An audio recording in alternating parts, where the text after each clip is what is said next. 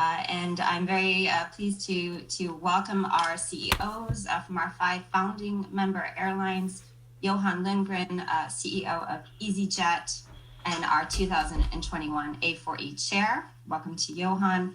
Michael O'Leary, the CEO of Ryanair, Benjamin Smith, CEO of Air France KLM Group, Carsten Spohr, CEO of Lufthansa Group, Luis Gallego, CEO of IAG, and of course our A4E Managing Director, Thomas Rainer. Big welcome to all our CEOs and to Thomas to our CEO press conference. So just for our journalists tuning in, we are taking you through a set of slides as we do every year. At the end of our slide presentation, we will take questions. We'll have a question and answer period, but we do have Slido, which we'll be using for this event. In order to use Slido on the lower right-hand corner of your screen, you can simply write your name and your email address, and of course indicate who your question is for, and we'll be able to see those questions, and we'll try to get to as many of them as possible towards the end of the presentation. If we don't get to your question, rest assured, we will respond via email later today. So without further ado, I will turn things over to Eoghan to kick things off. Go ahead, Eoghan.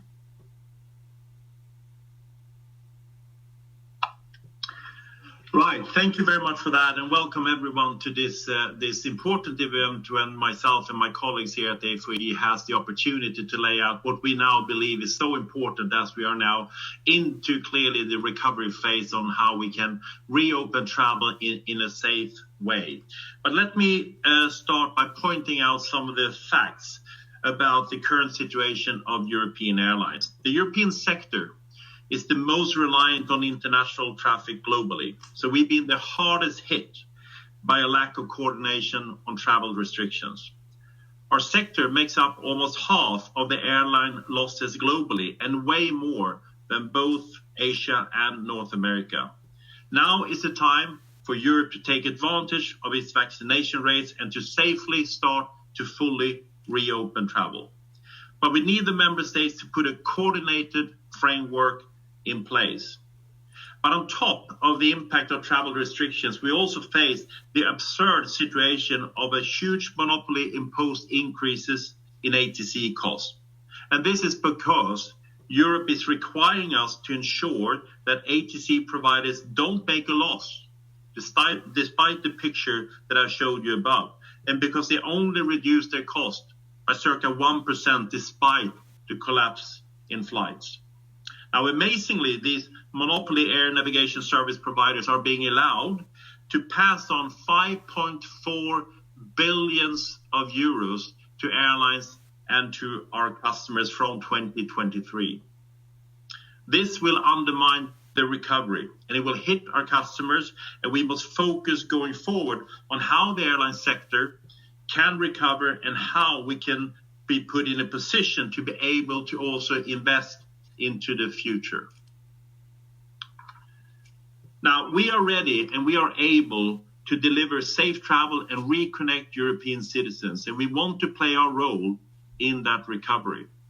Vaccination rates across Europe are increasing, with over 40% of adults already having one dose, and that is increasing rapidly, and about 20% are now fully vaccinated.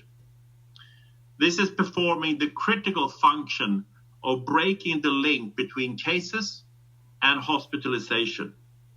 We know that people are longing to travel and to be reunited with friends and with families they haven't seen for such a long time.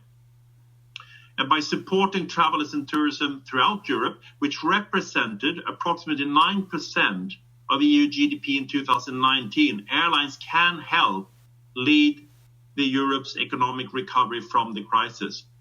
But we need to make sure that we don't lose sight of the objective, safe travel without restrictions.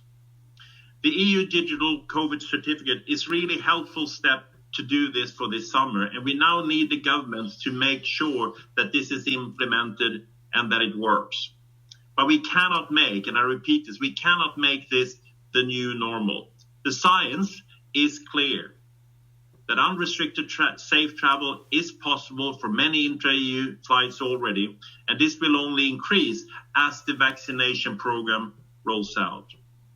And we already seen some countries, such as the Netherlands as an example, to remove all restrictions from travelers from low-risk countries.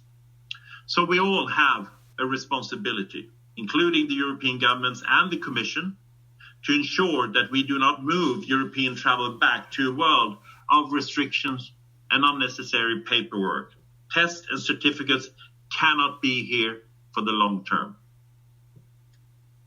Thanks very much, Eoghan. Michael, the floor is yours.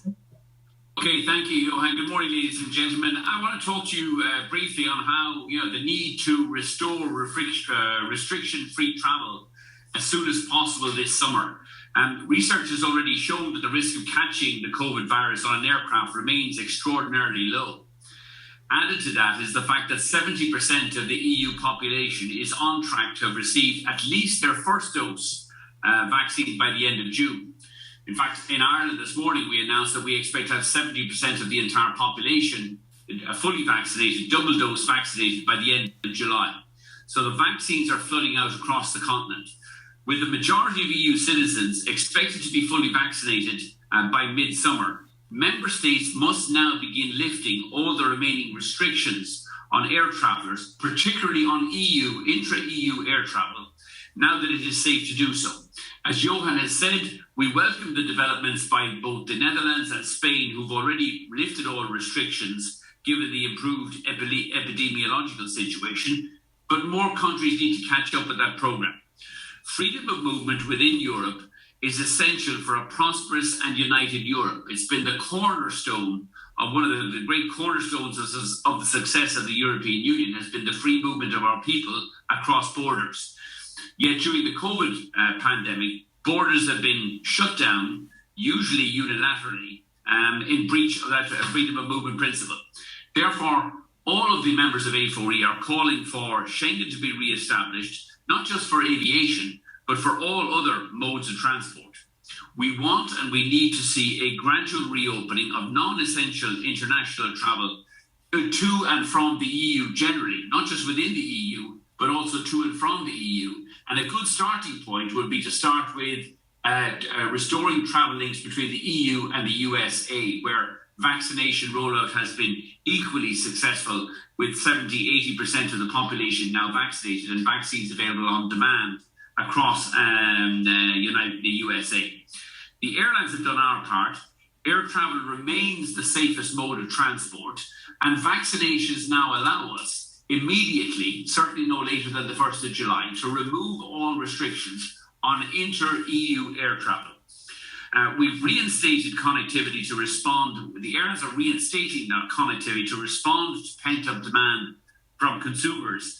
We're implementing and will continue to maintain very stringent health safety protocols on board our aircraft for the remainder of this summer.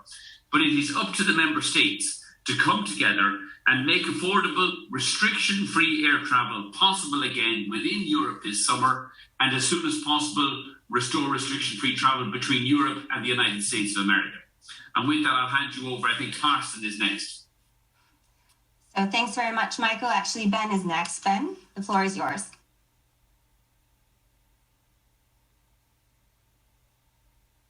Ben, I think you need to put your unmute yourself.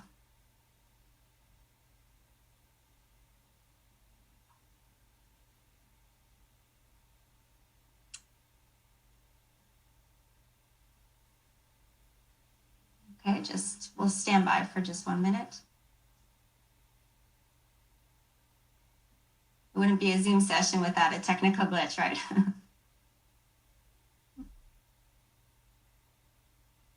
And maybe pass on to Carsten and come back to Ben. We keep it. Sounds like a great idea. Carsten, the floor is yours.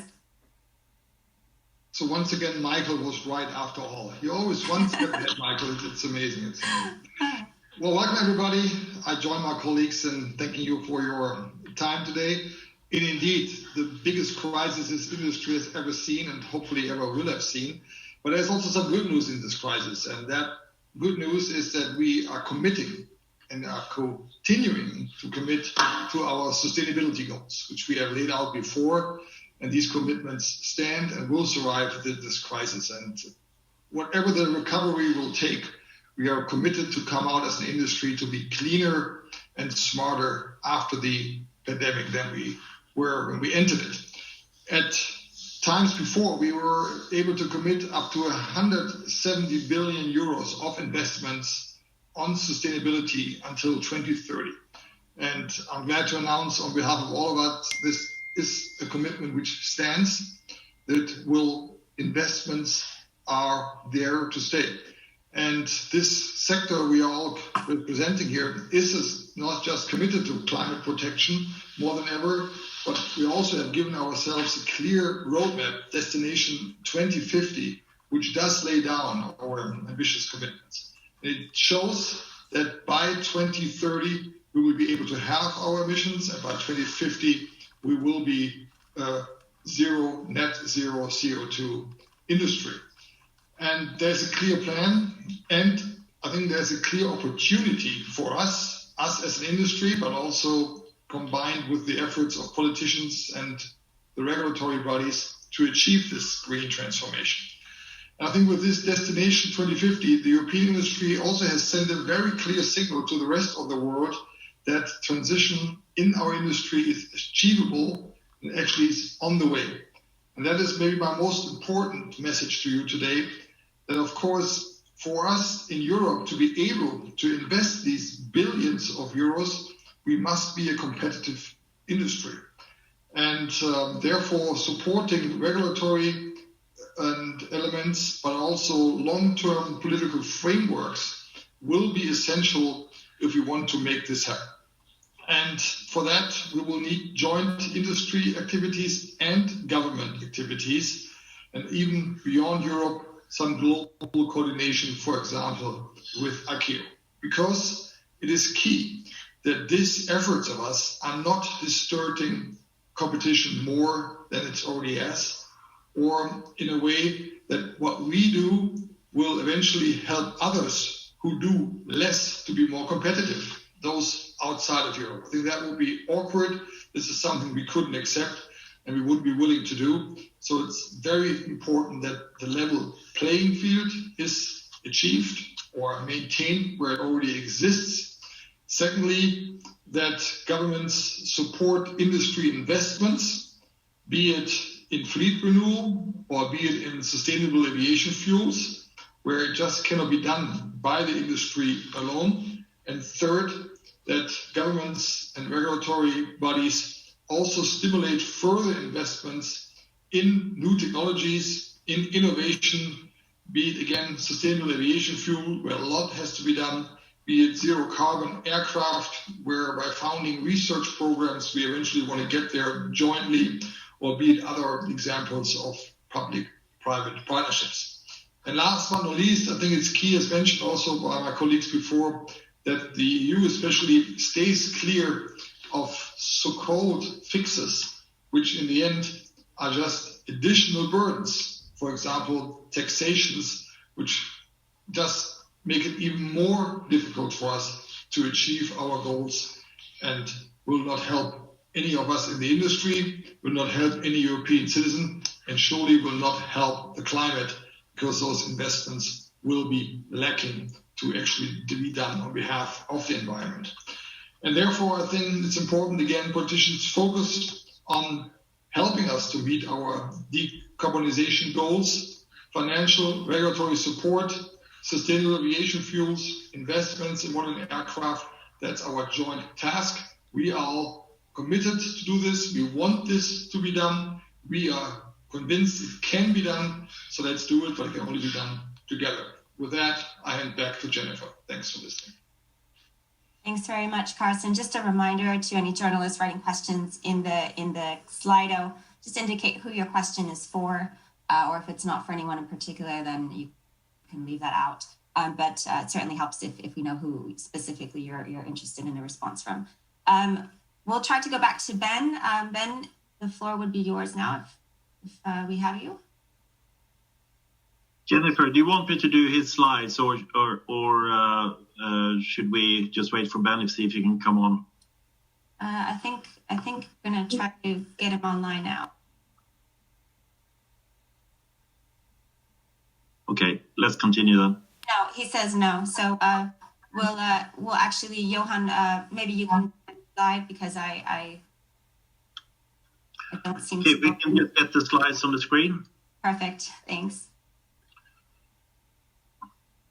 So basically, we also are calling out for now that, fundamentally we need to get action and progress on how we now can look at reformation of the EU 261. I mean, this has been debated for such a long time, and the problem with this regulation is, of course, that it's very, very poorly worded, and it's very unclear when it comes to the issues such as what actually constitutes an extraordinary event, and also then the issues around the compensation.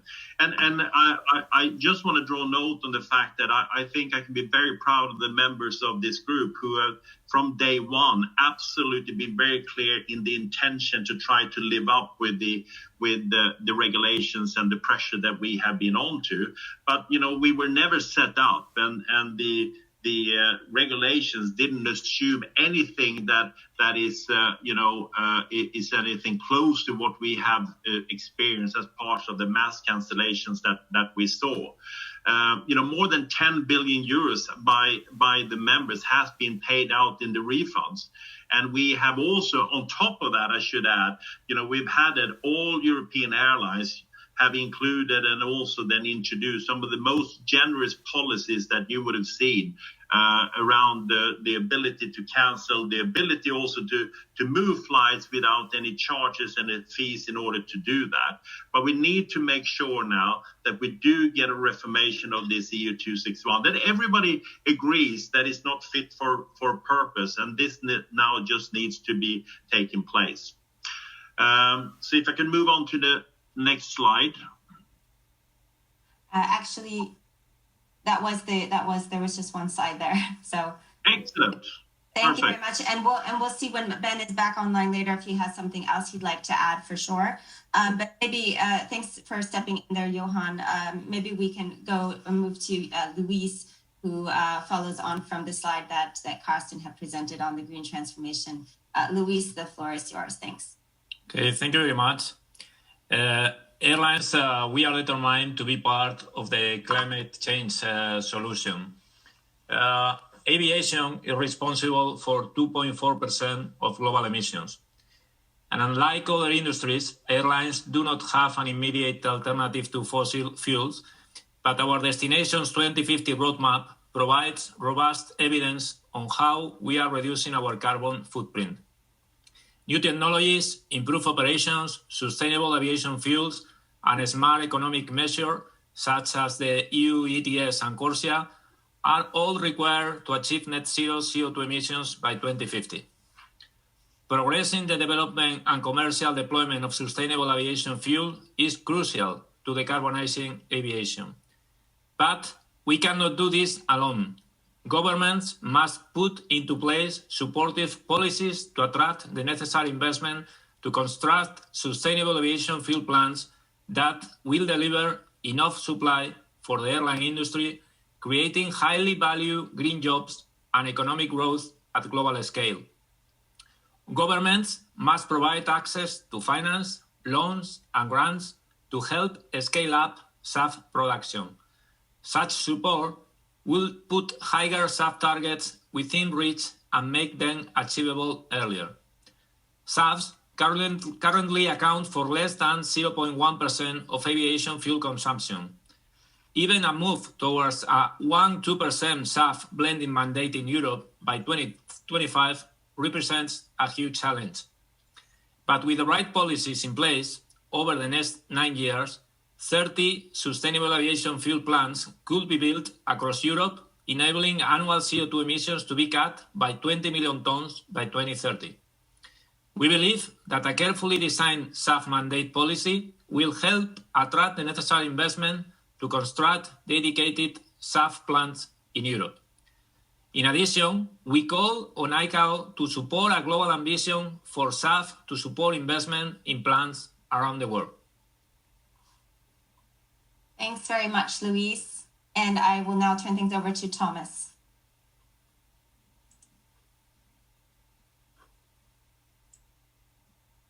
Thomas, the floor is yours.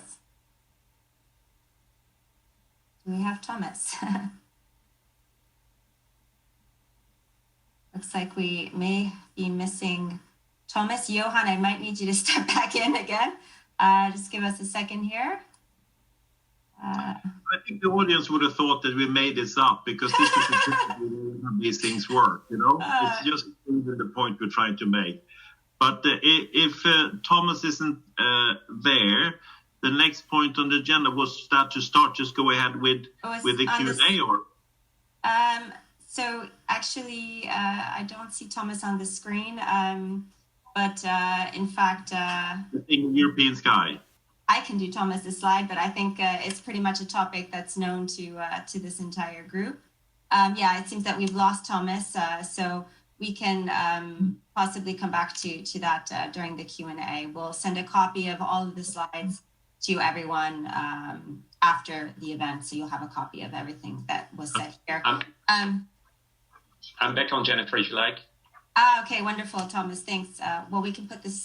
maybe Jennifer, I'll test. Can you hear me now? And we got Ben as well, so we're all good. Now we can start the press conference. Wonderful. Hey, Jennifer, sorry, this just demonstrates why business travel will return very rapidly in Europe, where even the airlines can't organise a bloody Zoom call between ourselves. Yeah, absolutely, Michael. So maybe we can put Thomas's slide back up on the screen, and then I'll give the floor over to Ben to pick up on any points he wanted to add to Eoghan's presentation on 261. But first, Thomas, the floor is yours. Okay, thank you very much, Jennifer. First of all, I think the current crisis is a good opportunity for us, for both industry and the politicians, to join forces and to build aviation back better. It is an expression we've been hearing in Brussels and in Europe a lot, building back better. But it's indeed a great opportunity. It begins actually, what my slide is about, it begins with an updated Single European Sky regulation, which is, again, very hot news. Last week's Council agreement in Brussels will support the sector's climate ambitions, as more efficient operations and also air traffic management are indeed the starting point for a wider decarbonization of air transport. However, we see now that national egoisms, sovereignty and military concerns have gotten in the way the last couple of years and actually have prevented a coordinated and harmonized and effective implementation of the Single European Sky. Basically, what this means is that aerospace efficiency and the resulting environment benefits it would bring have been put on hold for years, what actually could be done today. To go back to the Council agreement from last week, it actually shows that the state sovereignty concerns continue. They continue to plague any real reform of the CES regulation. For instance, the states have removed the European Commission's very good intentions and proposal for the creation of a pan-European economic regulator, opting instead to keep both economic and performance functions of their own NSPs at national level. That's what the member states did, or actually are proposing now. It actually means now that as owners of the NSPs, the member states will continue to be the ones deciding on target levels and the revenues they would like to achieve or obtain. I think there's a clear conflict of interest here. The airlines don't have an issue with sovereignty as such, but we see how it continues to impede progress on this file. And we urge, therefore, the member states to look forward instead of looking backwards and to pursue innovative solutions that already exist, by the way, in other industries, for instance, in telecommunications sector. So A4E continues to call on the Council, again, the European Parliament and the Commission to put these national interests aside and adopt a more ambitious reform of the CES regulation that's in all of our common interest, that is of both the sector and the European citizens. Thank you very much. Thanks very much, Thomas. And if we have Ben now, I'd like to maybe give the floor to you, Ben, to add any additional points you wanted to add on the need for 261 reform. Ben. Okay, thanks, Jennifer. And for those of you watching, this was not staged, even though we would love to show how difficult it is to have meetings via Zoom. And we do want you back in the air. Look, I'll just add a few extra points to what's already been said. So it's clear, I think all of you know, we're in the customer service business. And when we look at 261, customer service is obviously top of mind. So even before the crisis, this rule, this law already had a lot of shortcomings. The crisis has obviously brought a lot of those shortcomings to light, and the requirement to evolve EU 261 needs to take place. So this is it's very important to all A4E airlines that we move along to evolve this law to something that is more realistic and more balanced within our industry. So here again, this law is very punitive. It's probably one of the most punitive protection rights laws in the world.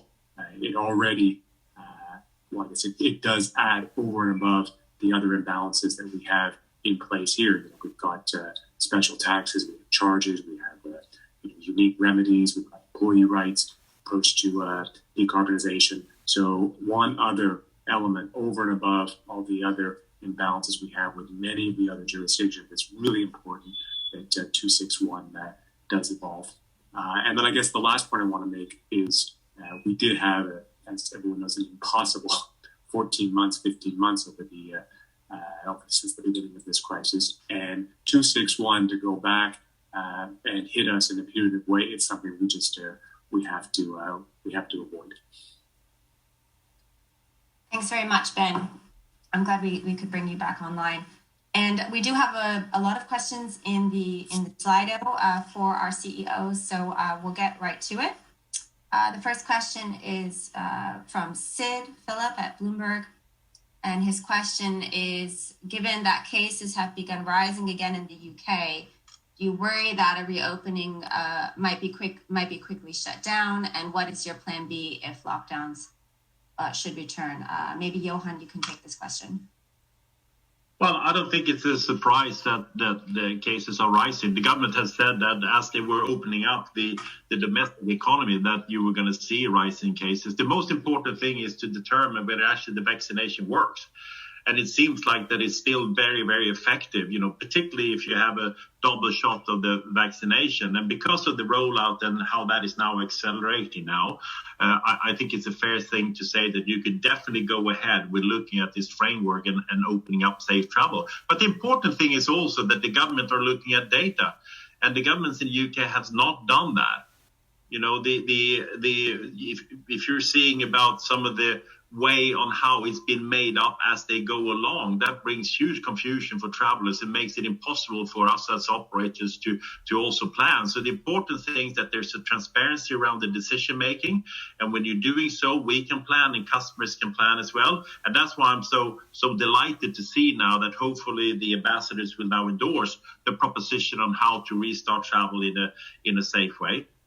So I think we're on a good path outside the UK, but as we speak right now, UK is actually isolating itself from the rest of the world, not backed up by any reliance of science and data to say that is in any way the right thing to do.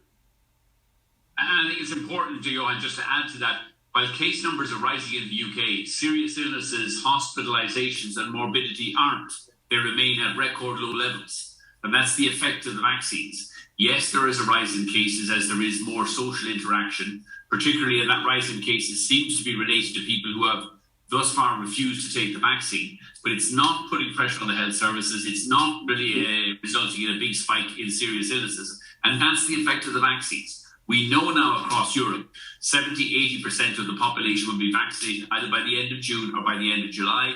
Now is the time to remove those restrictions on intra-EU air travel, and also to look at opening up lanes between the USA and the EU, where both the EU and the USA will have very high rates of vaccination and therefore protection against these variants by the end of June or by the end of July. Thanks very much, Michael.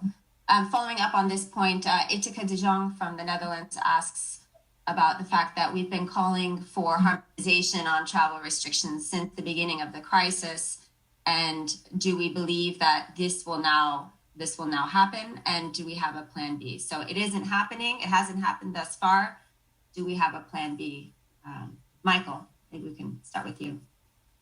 I was going to offer to Ben, since the query came from, I mean, it's not happening yet. We are, certainly in Ryanair, we support the EU Green Cert.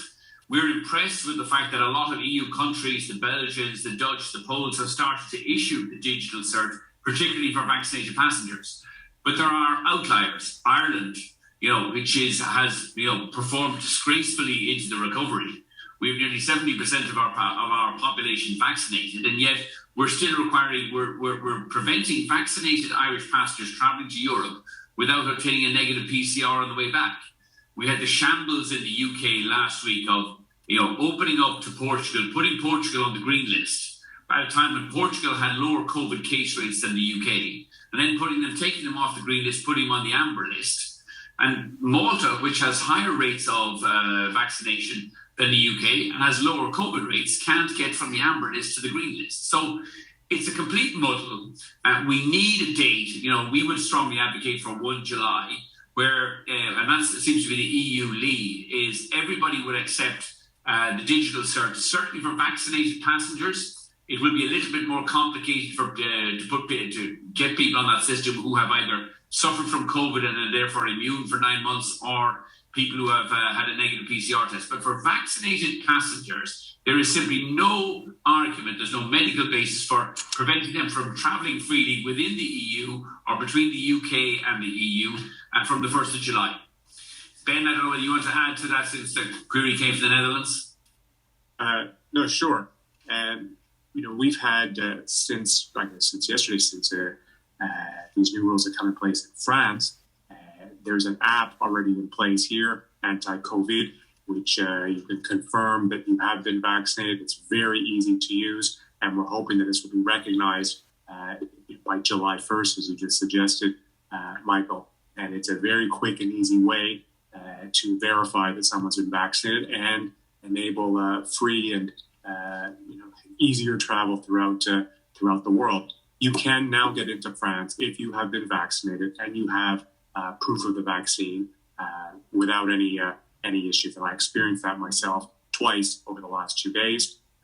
As another example of something that's not air travel, I went to Roland Garros last night. You just flash your anti-COVID pass on your app and you get in, and there's no big issues. So the technology is there. As Michael just said, if you are vaccinated, there is no reason why free and easy movement should not be put in place as quickly as possible. Okay, very good. Thank you. Moving on to the next question. We have a couple questions on 261 for Ben and possibly also for Eoghan or any of these CEOs who want to weigh in. The question is, how likely are politicians to agree to the changes that we're advocating for, given the debate around refunds and the sensitivity of refunds during the crisis? And what specific reforms is A4E advocating for? So maybe, Ben, we can start with you on some of the reforms. What kind of reform are we asking for? I'll repeat what I already said, which is we're looking for a more balanced approach to consumer protectionism and what fines are imposed on airlines, which today we find are actually the balance is not there. So this has been 8 years in the making to overhaul and reform this law. And I think this crisis has clearly shown that when you are as vulnerable as we are, we need to have things such as this not put additional burdens on us. And when events like mass refunds, mass cancellations get put in place, this law is not flexible enough to handle such events. So it just amplifies the fact that this law is not flexible enough. It does need to get reformed. It's been 8 years, and this is the time to do it. And just to add to that as well, I mean, the absurdity of this whole thing is that because of the lack of what it stands for and what constitutes, for instance, an extraordinary delay as an example, that is now being left up for individual courts to try and to test. And you can see that those those, the outcomes of that is, many cases, going in the angle of, the consumer, which was never the intent of what it did in the first place. It was there to protect the overall consumer landscape, and then also look into what the industry should be liable for. So case by case, this is just actually eroding the whole of that regulation. So it needs to be reformed because those cases also set the precedents. Also, that was never the intention from the beginning. And I don't know if my colleagues would add to what I'm saying, but I think most people do recognize this when you speak to them. So now is to add what Ben said, now is the time to really have a review of this. Mm-hmm. Very good. Thank you, Eoghan. Moving on to sustainability, there's a few questions for our CEOs. For Carsten, the question is, do you agree, for Michael, do you agree with Carsten that governments should somehow support funding for fleet renewal, as well as a move to sustainable fuels? This is from Chris Jasper at Bloomberg. Question from Michael. Well, I think it's probably more subject for Louis, who's dealing with the sustainability. Look, we've all signed up to very aggressive, very ambitious environmental targets, both for 2030 and for 2050. We do need government support, particularly. I mean, the big challenge facing us as an industry is going to be the availability of sustainable aviation fuels. We would all want to use them now, but there's almost practically no supply of sustainable aviation fuels. We're all working hard and investing in that to deliver those, hopefully by 2030. In Ryanair, we're investing $20 billion in new technology aircraft. We take delivery of those over the next 4 or 5 years. These aircraft will carry 4% more passengers, but burn 16% less fuel, reduce noise emissions by 40%. So we are all investing heavily in new technology. I would clearly disagree with maybe Carsten and others as to whether we should do that from our own resources or whether we should receive government support. But there's no doubt in my mind, I think we're all in agreement, that the government can and should do more, particularly in the area of delivering research on sustainable aviation fuel and increasing the availability of sustainable aviation fuels. And maybe Luis might want to come in and add to that, or Carsten. Yes, I agree, Michael. I think all of us, we are investing in new technology. That is the best thing we can do in the short term. But also, we need the help from the different governments to have enough sustainable aviation fuel, and also to have the sustainable aviation fuel at the right price, because otherwise it's going to be impossible to arrive to the commitments that we have. Also, one important thing that we can do in the short term, and we have discussed a lot of times about this, is to advance in the single European sky.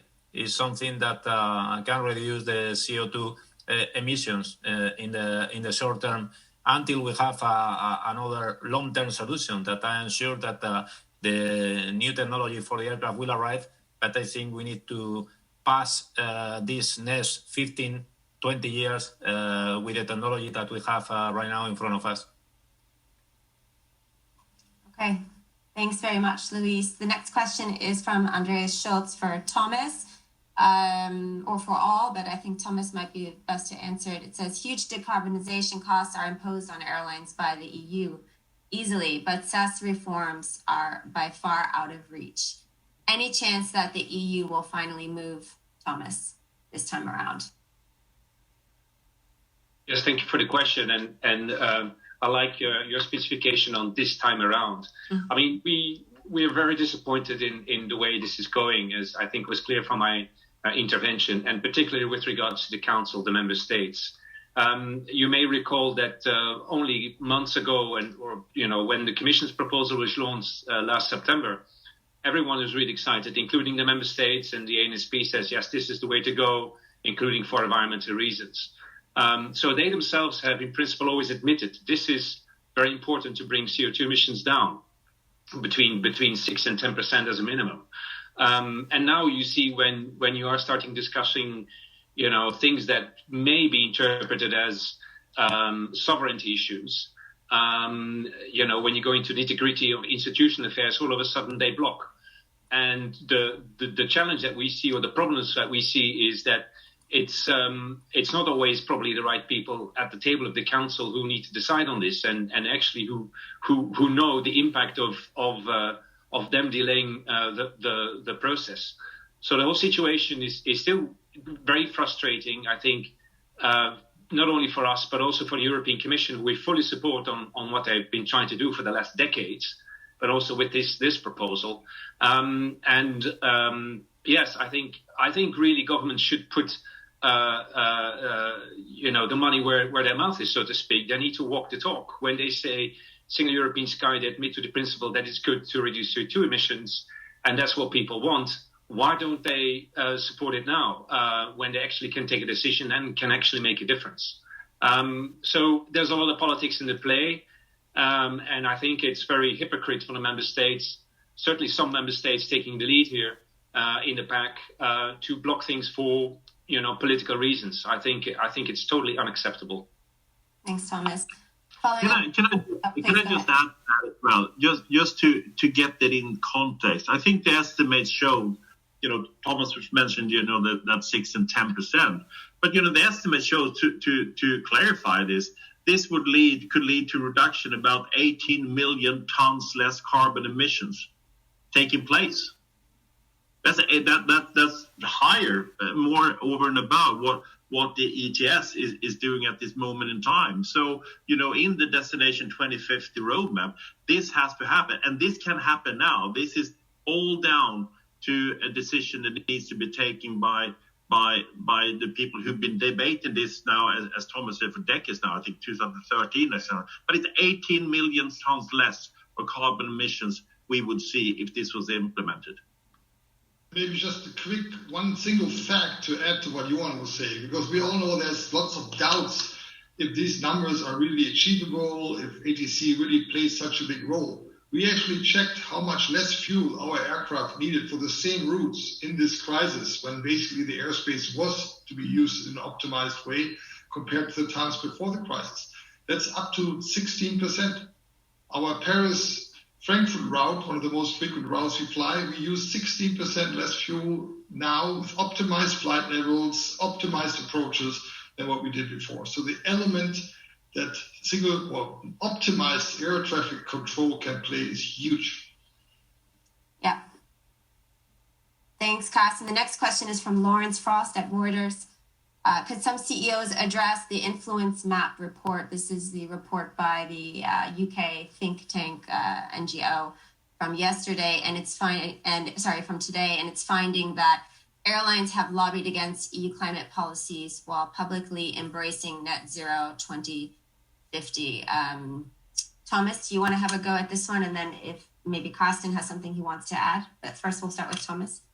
Sure, thanks very much. I think we were sort of expecting that question. The report was published yesterday. And what you have also with this report, that it's unfortunately is factually incorrect in many ways. To start with, but that's very important. That is the core issue here.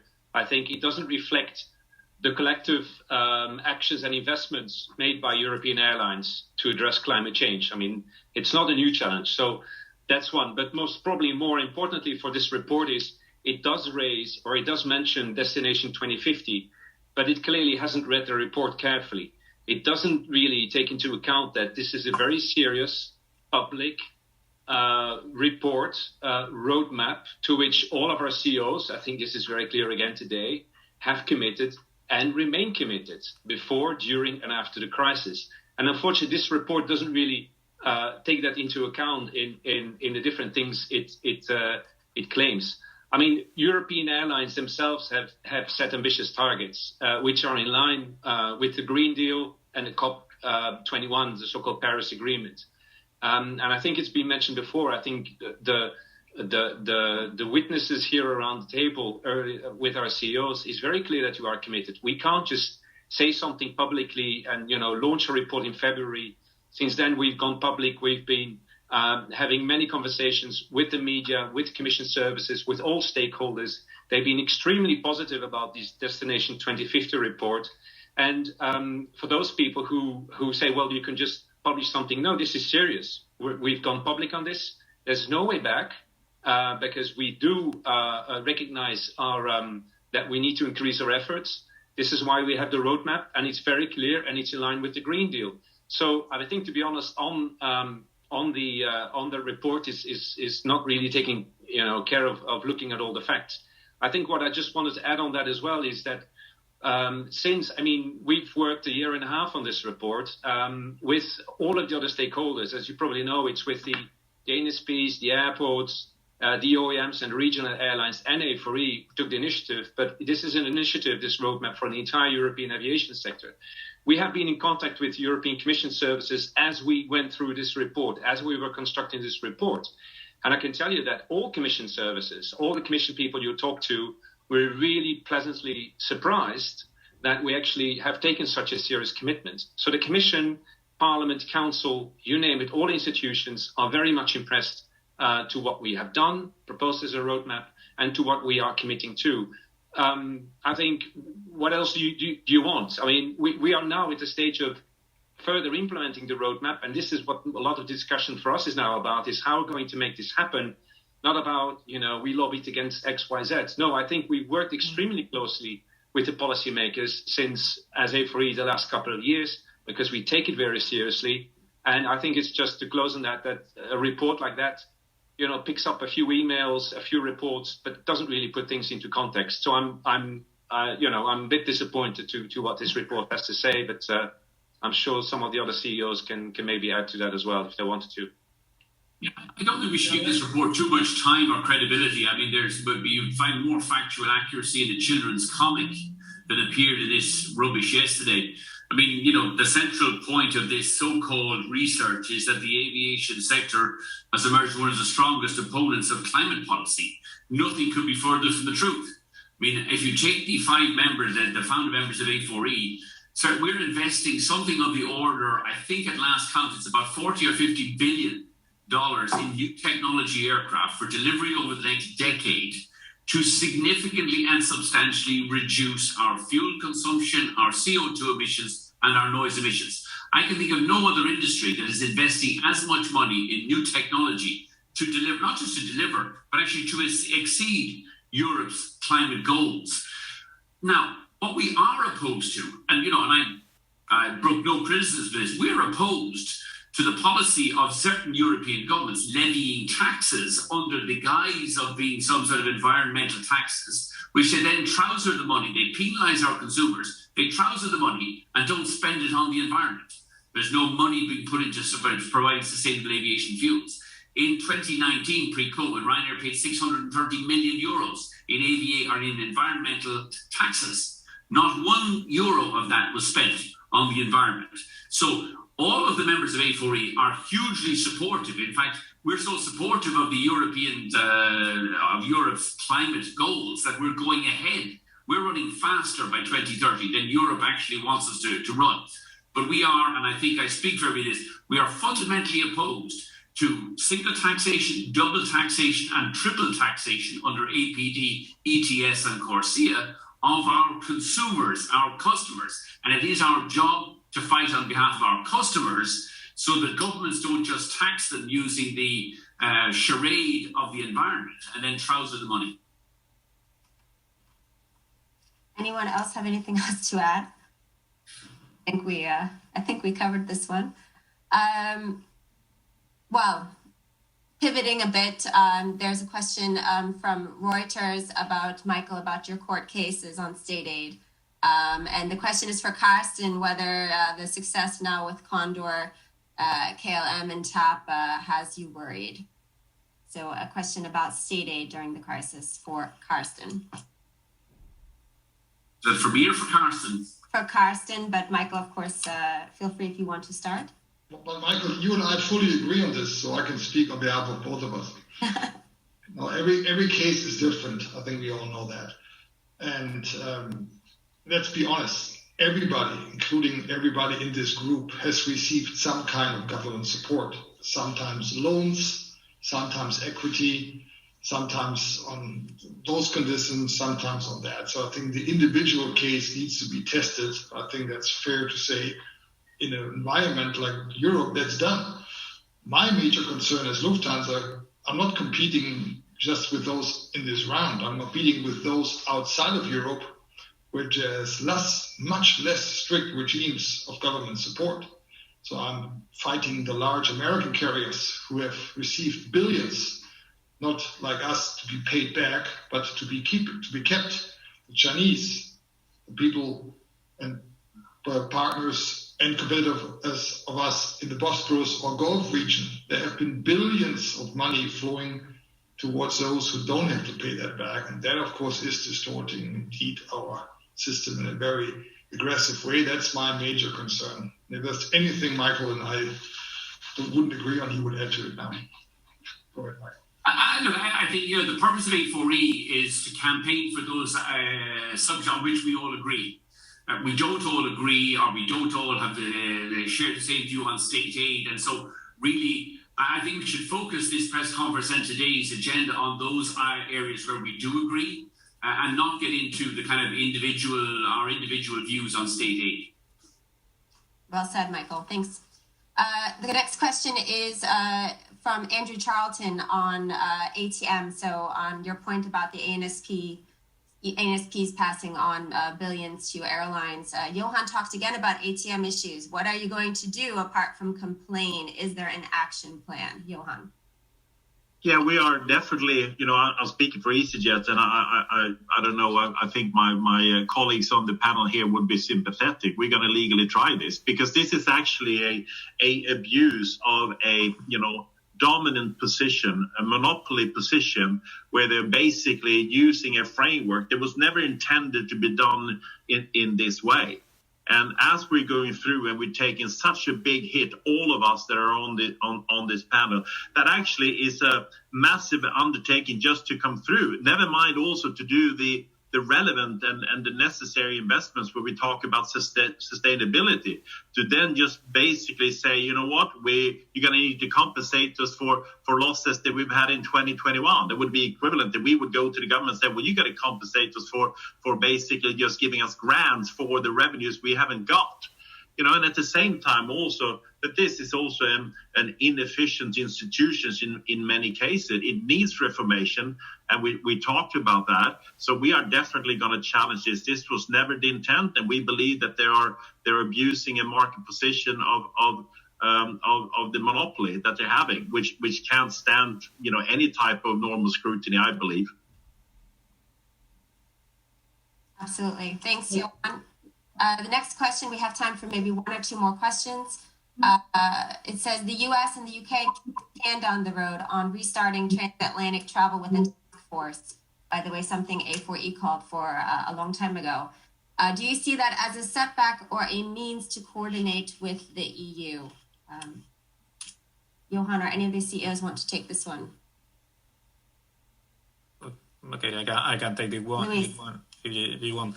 Okay, I think we have an opportunity now with the G7 to try to set the path to recovery. And I think North Atlantic is a traffic that, from my point of view, must be open. I think when you look at the numbers that we have the vaccination rate in UK and US and in Europe and US, it doesn't make any sense to have this corridor closed. So I think to have this task force, if what we are going to be is more ambitious, okay, that's what we want. But in some way, we need to be brave and to take decisions now, because I think the circumstances are there to open this important market. And every day we are, for example, from UK, every day we are not flying. UK businesses are losing around 23 million pounds every day. That doesn't make any sense. So I think we have an opportunity, and I hope we are going to take the opportunity. Thanks very much, Luis. A question from Tanguy at the AFP. For all speakers, if possible, how do summer bookings look so far, and will they be enough to get you back in the black early this year? So a question about the outlook for summer bookings. Ben, do you want to take this one? Sure. Yeah, no, we're optimistic, especially what we've seen in the last few weeks. Obviously, we're very when we see what's going on in the domestic U.S. market, that's very positive. What we've been seeing for many months now in domestic China, that we can freely move about. The demand is very strong, and we've seen that here in Europe, that when you do have the capability to move, that our customers, our clients, people, they want to go see their families, they want to go on vacation. So that's very, very encouraging. It's coming out extremely strong, and we're seeing that in our bookings. Thank you. Anyone else want to weigh in? We have maybe 2 minutes left. Otherwise, thank you to all our CEOs. Thank you to our journalists for tuning in. And our summit is about to begin in just about 2 minutes. So with that, you can stay on this channel. You don't have to go anywhere. The CEOs will be back later this afternoon for our CEO debate with our moderator, Richard Quest from CNN. So we look forward to having all of you back again a bit later today. So stay tuned, and thanks to everyone for tuning in.